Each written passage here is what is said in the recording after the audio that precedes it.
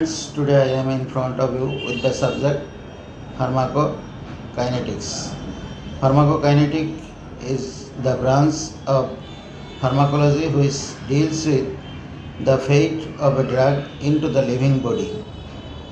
That is, after administration of a drug into the living body, what is the fate of it? There are 4 stages of pharmacokinetic: absorption, distribution, metabolism, and excretion. Absorption occurs through intestine, through skin, or through mucosa.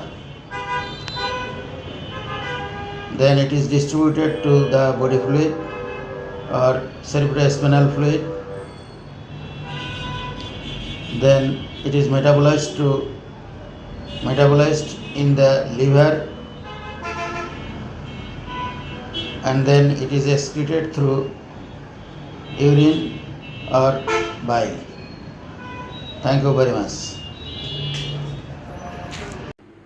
If you do not subscribe my channel yet, please subscribe my channel and press the bell icon to get a new video from me later.